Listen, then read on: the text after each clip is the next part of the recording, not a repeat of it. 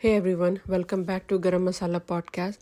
तो बात करेंगे चालू आपी के ब्लॉग के बारे में, लेकिन उससे पहले भालू आपी का जो पचका हुआ है भाई, मुझे तो इतना मज़ा आया है कि मैं क्या बोलूँ। मेरा तो हंस हंस के पेट में दर्द हो गया। भालू आपी पिछले 1 महीने से इतनी कोशिश में लगी हुई थी। भालू आपी और उनके हस्बैंड गुटका किंग, दोनों मियाँ बीवी इतने ज़्यादा लगे हुए थे। बहुत एफ़र्ट किया उन लोगों ने कि उनके बच्चे की शक्ल रिवील ना हो, ना दिखे।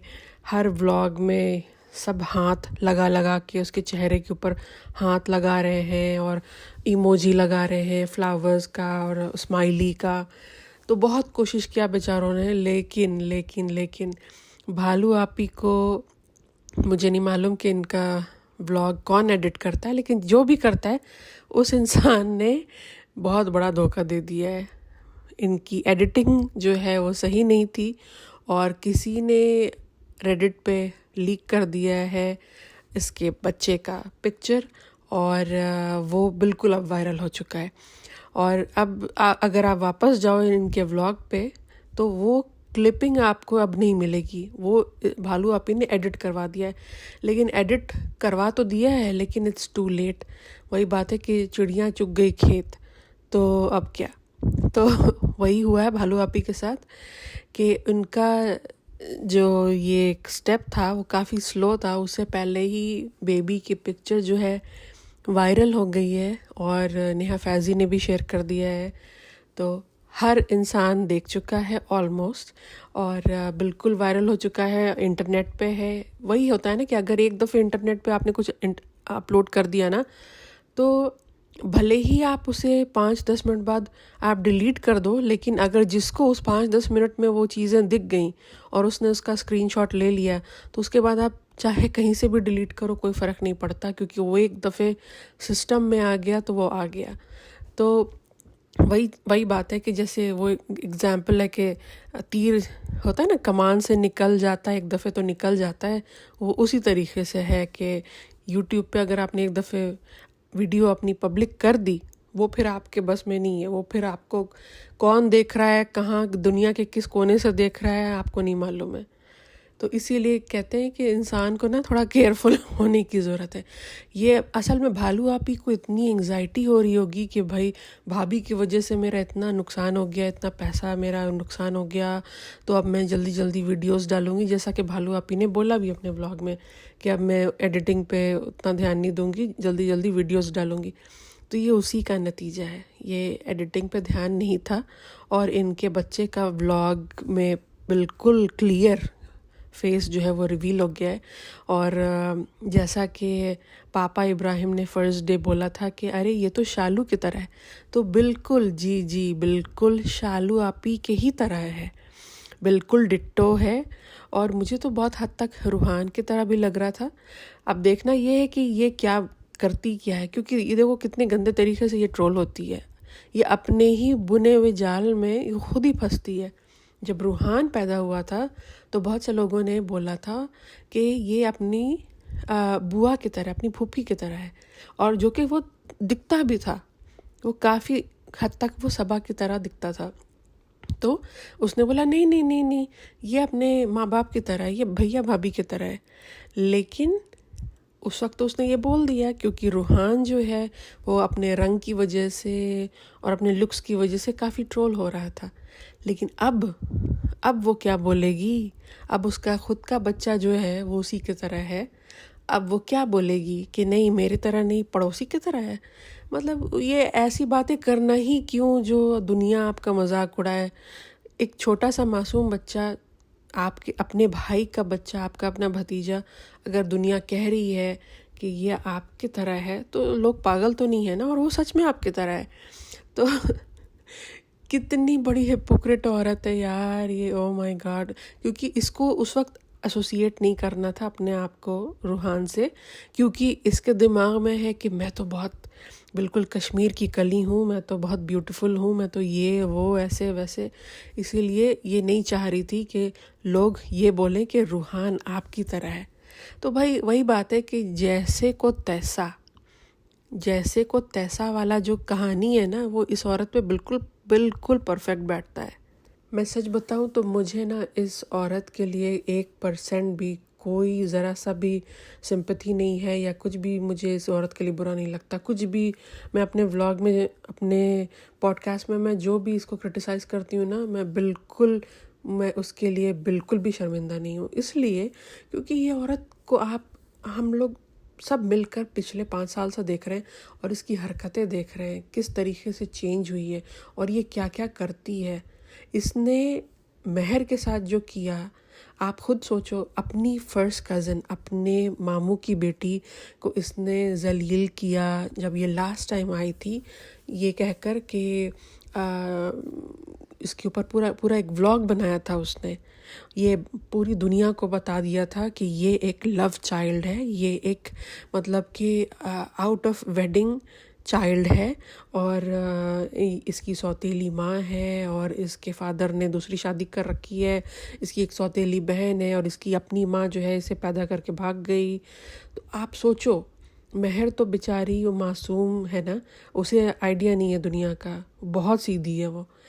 लेकिन सोचो जब वो बड़ी होगी, उसे जब अकल आएगी, उसके दिमाग पे क्या असर पड़ेगा कि मेरी अपनी कज़न बहन ने कुछ पैसों के लिए मेरी लाइफ का इतना बड़ा सच जो है वो दुनिया के सामने लाके रख दिया।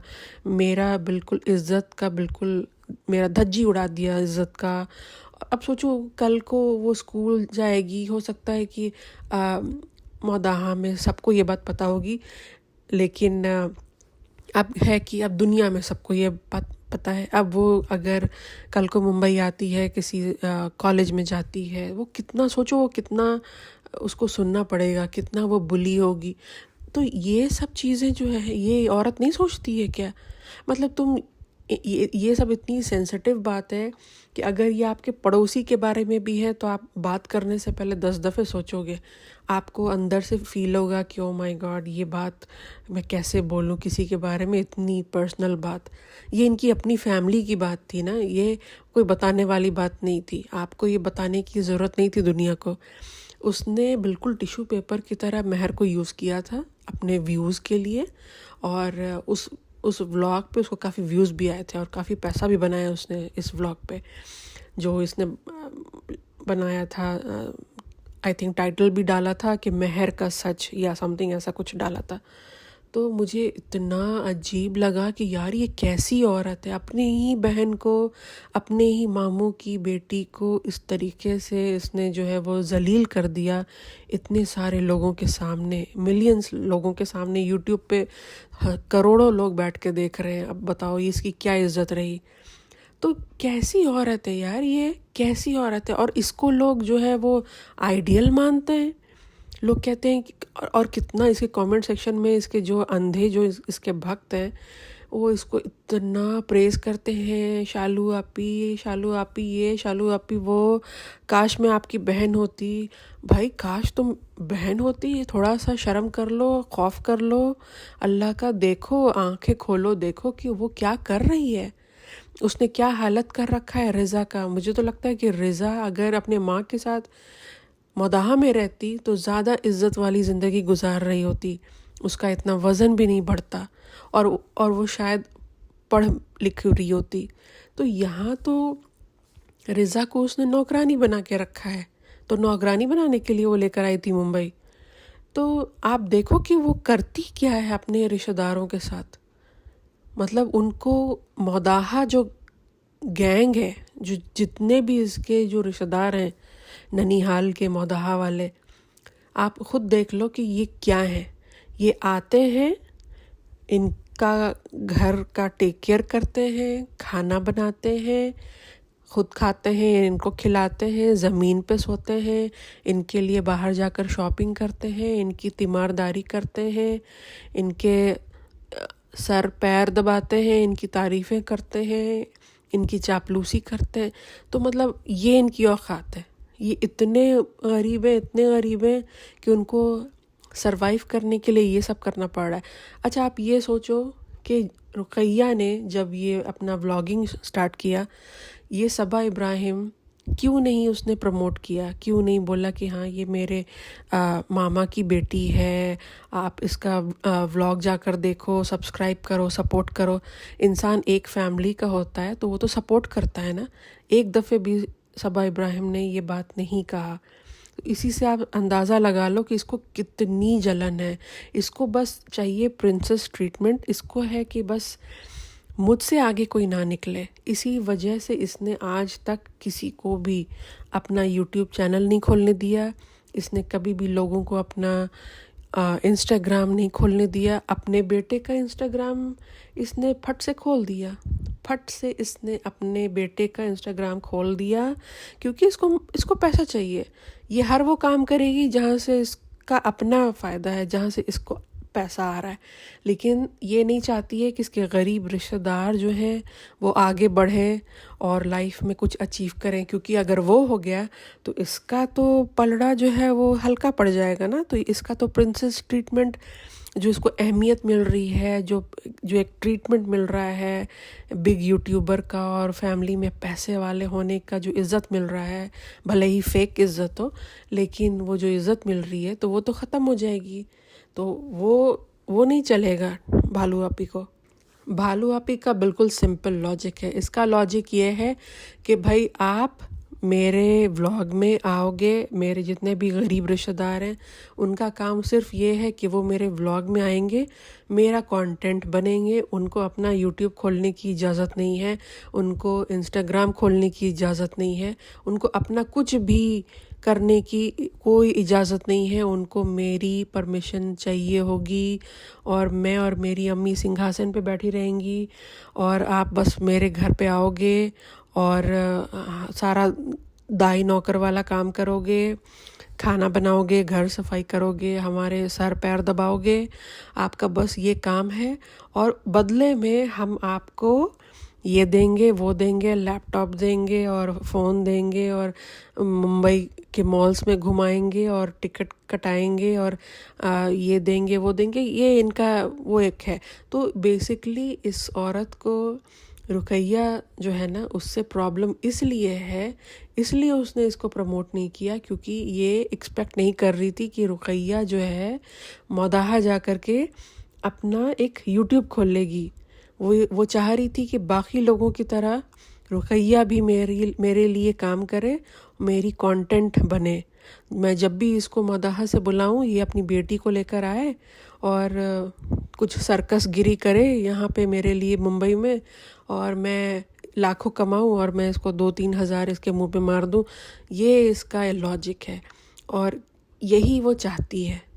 ठीक है, ये बहुत बहुत आप देखो, अगर गौर से अगर आप सोचो तो ये कितनी ईविल और कितनी गंदी सोच है कि आप इस तरीके की सोच रखते हो। बेसिकली इसका क्या मतलब हुआ? बेसिकली ये हुआ कि आप गरीब रिश्तेदारों को आप अब्यूज़ कर रहे हो, अपने गरीब रिश्तेदारों को उनका आप फ़ायदा उठा रहे हो क्योंकि वो बेचारे गरीब हैं, है ना। तो ये होता है, ये बेवकूफ़ बना के लोगों को, अपने रिश्तेदारों को अपना काम निकलवाती है, लाखों रुपए बनाती है, अपना घर, रेस्टोरेंट, गाड़ी, बंगला, प्लॉट, बिजनेस ये सब खड़ा करती है और बदले में उन्हें क्या देती है? कुछ हज़ार रुपए। अच्छा, ये जो सनी है, आपको क्या लगता है कि ये सच में बहुत डब्बा से प्यार करता है, बहुत मोहब्बत करता है?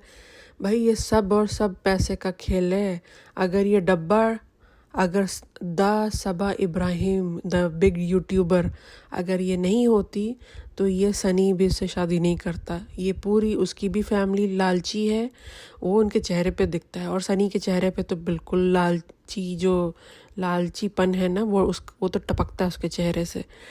तो वो एक नंबर का लालची है। वो भी पैसे के ही चक्कर में, उसने खुद बोला कि वो 6,000 कमाता था। कहाँ 6,000 कमाने वाला बंदा अब उसके अकाउंट में शायद मुझे लगता है कि मंथली कम से कम 60 लाख आता होगा, कम से कम।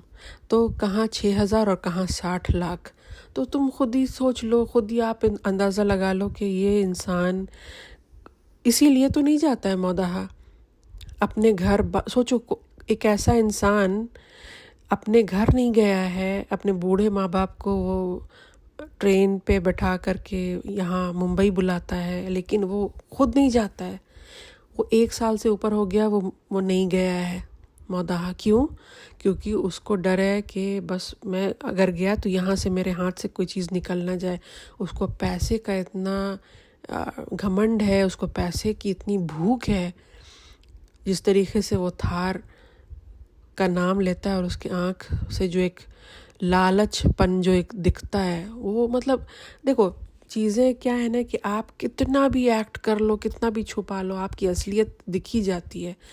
लोग क्यों इतना ट्रोल कर रहे हैं इब्राहिम फैमिली को, स्पेशली सबा इब्राहिम को? इसलिए क्योंकि जब इसने अपना शुरू किया था यूट्यूब चैनल, तो ये ना बहुत लोग इसको लाइक करते थे, बिकॉज़ ये बहुत सिंपल लगती थी, बहुत डाउन टू अर्थ, बहुत ही सिंपल चीज़ें करती थी, सिंपल बातें करती थी, कोई नौटंकी नहीं करती थी, और वो हर काम करती थी जो एक नॉर्मल लड़की करती थी उस एज में। तो लोग उसको पसंद करते थे, इसी वजह से लोगों ने देखना भी शुरू किया। और लोग जाहिर सी बात है कि एक सबसे बड़ा रीज़न ये था कि वो दीपिका की ननद थी, तो इसलिए लोगों ने देखना शुरू किया। लेकिन धीरे धीरे जैसे इस औरत के पास पैसा आना शुरू हो गया, लोगों ने रिकग्नाइज़ करना शुरू किया, और लोग बेवकूफ़ टाइप के लोग जो हैं इसको जो बिल्कुल आंख बंद करके इसकी सारी बातों पे यकीन करने लगे।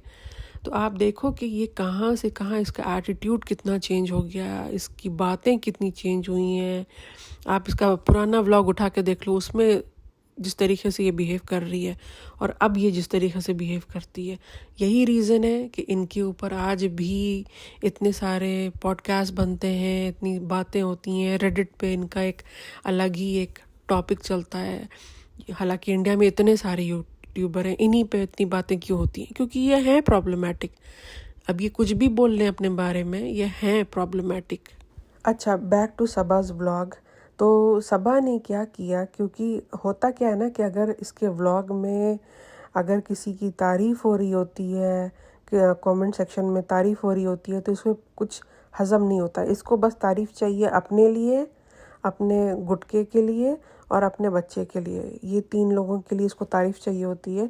चौथे आदमी की तारीफ़ इसे बर्दाश्त नहीं है। तो हुआ क्या कि इसके कमेंट सेक्शन में भर भर के लोग तारीफ़ कर रहे थे मेहर की। तो मेहर के साथ लोगों को अपना एक अलग ही ऑडियंस का कनेक्शन है। ऑडियंस के दिल में मेहर के लिए बहुत मोहब्बत और इज़्ज़त है, और बहुत ऑडियंस जो है उसे एक वो होता है ना, बहुत नरमी से देखती है, क्योंकि उनको पता है कि बेचारी है वो इतनी चालाक, सारा की तरह वो चालाक नहीं है, और वो मौदाहा में रहती है बेचारी, सौतेली माँ के साथ रहती है। तो लोगों का ना एक सॉफ्ट कॉर्नर है मेहर के लिए। तो इससे पता है ये बात। ये जो है ना शालू आपी जो है, ये रेडिट पे भी जाती हैं और कमेंट सेक्शन भी पढ़ती हैं अपना, ठीक है। कुछ भी बोल ले कि मैं ये नहीं करती, वो नहीं करती, हमारे यहाँ कोई कमेंट्स नहीं पढ़ता। ऐसा हो ही नहीं सकता कि कोई कमेंट्स नहीं पढ़ता। कमेंट सब पढ़ते हैं, ठीक है, और रेडिट पे भी जाते हैं। तो इसको पता है कि दुनिया में क्या बातें हो रही हैं, इनके घर के बारे में, इनके व्लॉग्स के बारे में क्या क्या बातें हो रही हैं, इसको पता है बहुत अच्छी तरीके से। तो जब इसने ये देखा कि मेहर की बहुत तारीफ़ हो रही है, तो आज वाले व्लॉग में इसने फिर से अब मेहर को जो है वो बेइज्जत कर दिया। पता नहीं क्या, ये पढ़ती नहीं है, स्कूल नहीं जाती है, पाकिस्तानी ड्रामे देखती है, ये करती है वो। मतलब इसने पूरी कोशिश की कि लोग जो हैं वो मेहर को गालियाँ निकालें और मेहर को क्रिटिसाइज़ करें। ये हमेशा करती है, हमेशा। इसने ये काम रिज़ा के साथ भी किया है। रिज़ा को जब भी लोग पॉजिटिव निगाह से देखते हैं, जब भी पॉजिटिव उसके बारे में कुछ कमेंट सेक्शन में लिख रहे होते हैं, ये नेक्स्ट व्लॉग में ये दिखा देती है कि आप देखो रिज़ा कितनी लेज़ी है, और देखो वो पूरा दिखा देगी कि इसको देखो इसका अलमारी कितना गंदा है, ऐसे है, पूरा उसको नेगेटिव दिखा देगी। तो ये कोई नया नहीं है, ये करती है। ये इतनी चंट औरत है, ओ माय गॉड, इतनी चंट औरत है और इतनी ईवल है कि इसने एक तो अपने सारे रिश्तेदारों को बिल्कुल टिश्यू पेपर की तरह रखा है, टिश्यू बॉक्स की तरह रखा है, कम यूज़ एंड थ्रो, बस उनका वही काम है। उनकी अपनी कोई लाइफ नहीं है, अपनी कोई मर्ज़ी नहीं है। और उसके बाद ये है कि आप उनके रिश्तेदारों की फिर तारीफ़ भी मत करो, क्योंकि अगर आपने किया तो नेक्स्ट व्लॉग में वो ये दिखा देगी कि देखो ये लोग कितने गए गुजरे हैं, कितने अजीब हैं, कितने वियर्ड हैं। तो ये तो ऐसी तो औरत है ये। और बताओ, ऐसी औरत को कमेंट सेक्शन में कुछ बेवकूफ़ टाइप के लोग लिखते हैं, शालू आपी आप मेरी आइडल हो, अल्लाह करे आप जैसा हस्बैंड मुझे भी मिले, और ये हो और वो हो। मतलब सोचो कैसे जाहिल टाइप के इसकी ऑडियंस है। इसके मुझे तो लगता है कि इसकी ऑडियंस वो है जिनके पास खुद भी खाने को पैसा नहीं है, उधार मांग करके लोग जो है अपना रिचार्ज करा के भालू आपी को देख रहे हैं। निहायती बेवकूफ़ टाइप की ऑडियंस है इसकी, जो इसको बिल्कुल जो ब्लाइंड फॉलो करते हैं और इनकी हिपोक्रेसी नहीं दिखती है, वो बिल्कुल निहायती बेवकूफ़ लोग हैं इस दुनिया में। अच्छा जी, अपने बच्चे के लिए 1 महीना भी नहीं हुआ है मतलब ठीक से, और बेड आ गया। हालांकि इंडिया में ये ट्रेंड नहीं है, इतने छोटे बच्चे जो हैं वो अपने माँ के साथ सोते हैं, ठीक है। लेकिन अपने बच्चे के लिए बेड आ गया, लेकिन पूरा मौदाहा गैंग जो है वो सालों से ज़मीन पे सो रहा है, उसका इसको कोई परवाह नहीं है। रिज़ा जो है वो कब से हम लोग उसको जो है वो ज़मीन पे सोते हुए देख रहे हैं। तो ये तो ऐसी औरत है, ये सोच लो। और महर, उसको भी इसने इसीलिए रोका है क्योंकि उसको चाहिए लोग, उसको चाहिए कि दाई नौकर मेरे आसपास रहे ताकि बच्चा पालने में हेल्प हो, ताकि वो दूसरों को ये जिम्मेदारी दे सके। जिस तरीके से हर व्लॉग में रिज़ा के हाथ में बच्चा होता है, उससे तो समझ में आ ही गया है कि बच्चा जो है बेसिकली रिज़ा पालने वाली है, ठीक है। इसका काम था सिर्फ पैदा करना, जो कि इसने कर दिया। इसको था कि मौदाहा वालों को और मौदाहा में जो ससुराल वाले हैं उनका मुंह बंद करना था, उसने ये कर दिया, ठीक है। एहसान कर दिया दुनिया पे बच्चा पैदा करके। अब उसको है कि तुम पालो। अब वो लगा देगी काम पे महर को। और रिज़ा तो खैर वो तो सेल्फ सरेंडर्ड नैनी है, वो तो ऐसा उसको देख के लगता नहीं। पहले मुझे बहुत अफसोस लगता था कि इसकी क्या हालत कर दी है इसने, लेकिन मुझे फिर रियलाइज़ हुआ कि ताली एक हाथ से नहीं बजती है, ताली बजाने के लिए भी 2 हाथ की ज़रूरत है। तो रिज़ा जो है अपनी मर्ज़ी से ये काम कर रही है, तो हम कुछ नहीं बोल सकते। जब कोई इंसान अपनी मर्ज़ी से ही करना चाह रहा है तो आप क्या बोलोगे। सारा को मिला नया लैपटॉप, लेकिन आप एक चीज़ देखो कि बहुत ही ठंडा रिएक्शन था। मतलब वो पहले से रो रही थी, लग नहीं रहा था कि ये जाने का, घर से 2 महीने बाद जाने का, अपने घर जाने का इतना दुख किसको होता है। मतलब ठीक है, इंसान को थोड़ा दुख होता है कि लोग हैं, ये है वो है, यहाँ पे इतनी अय्याशी चल रही थी, इतने नखरे उठाए जा रहे थे, अब वापस जा रहे हैं भोपाल, वहाँ पे पढ़ाई लिखाई करनी होगी, तो थोड़ा बहुत अपसेट समझ में आता है। लेकिन इतना वो क्यों रो रही थी बाथरूम में घुसकर, ये समझ नहीं आया। मुझे लगता है कुछ और इनके घर में हुआ है, क्योंकि आप देखो कि जिस तरीके से उसने रिस्पॉन्ड किया है, हालांकि लैपटॉप मिलने पे उसे तो बहुत खुश होना चाहिए था, लेकिन उसका बड़ा ही ठंडा रिएक्शन था। तो ये चीज़ समझ में नहीं आई मुझे। तो चलिए जी, आज का ये पॉडकास्ट मैं यहीं तक इसको रखूँगी, क्योंकि ये बहुत फिर लंबा हो जाएगा। हालांकि मेरे पास और भी काफ़ी सारे पॉइंट्स हैं जिससे मैं डिस्कस करना चाह रही थी, तो उसे मैं सेव करूँगी नेक्स्ट पॉडकास्ट के लिए। तो चलिए मिलते हैं नेक्स्ट पॉडकास्ट में। इस चैनल को सब्सक्राइब कीजिए, लाइक कीजिए, शेयर कीजिए और सपोर्ट कीजिए। I will see you in the next podcast. Okay, अल्लाह हाफिज़।